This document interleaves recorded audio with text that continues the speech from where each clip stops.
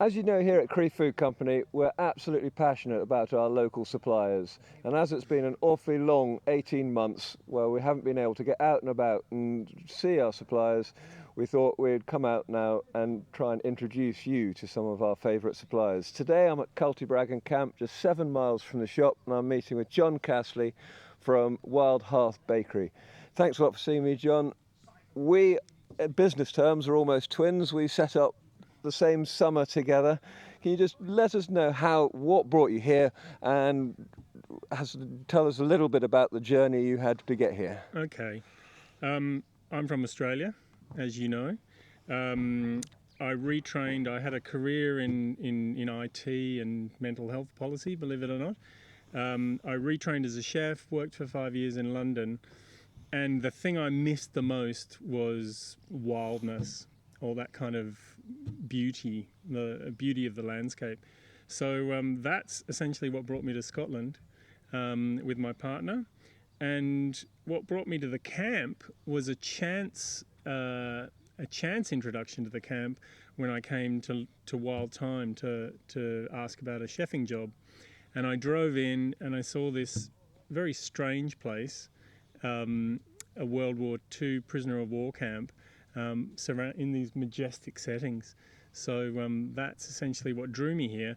But the whole move towards an artisan bakery, a wood-fired sourdough bakery, began many, many years ago when I left school and worked for a year in a wood-fired sourdough bakery. That sort of lovely artisan world you live in. Can you let us know a little bit about how that works? Yeah, I suppose there's two main things. One is sourdough, and this real attraction to sourdough, which is about naturally leavened products. So sourdough is a process, it's not a bread. A lot of people think sourdough is a particular bread, but it's not. You can do anything with sourdough. It's about maintaining a wild starter.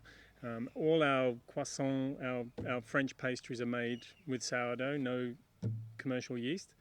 So it's sort of a passion for sourdough as part of that. But the other thing is the wood-fired oven, and a real love of cooking with fire, baking with fire. That's absolutely fantastic. And again, the croissants and the almond croissants that we have in the shop are absolutely unbelievable, and I can say that from first-hand experience. You were just saying to me before we started this, you're doing some really cool stuff with the local Comrie Primary School. That sounds really interesting. Can you let us know a little bit about that? Yeah, okay. I mean, just to position that, there's a movement right around the world to revive local grain economies. So, agriculture's moved to bigger and bigger farms.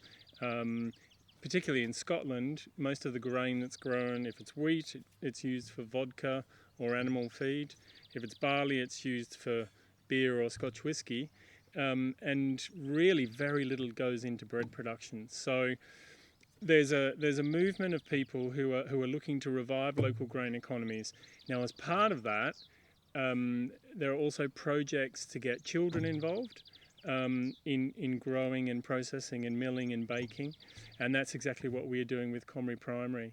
So over here in the community allotments, I'm growing 2 heritage varieties of wheat. So they're all long straw varieties. They'll all sort of grow shoulder height, and 4 varieties of bare barley, which is the sort of, each of those is micro adapted to a different Scottish island. So again, shoulder height, long straw varieties, and really interesting stuff.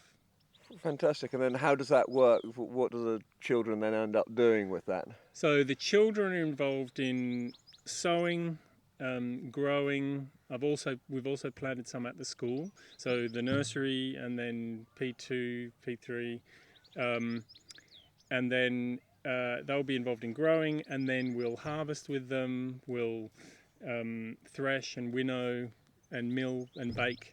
So involve them in every stage. Well, John, that is absolutely amazing. And if that doesn't give everyone, the reason to buy local and shop local, I don't know what will. Thanks a lot.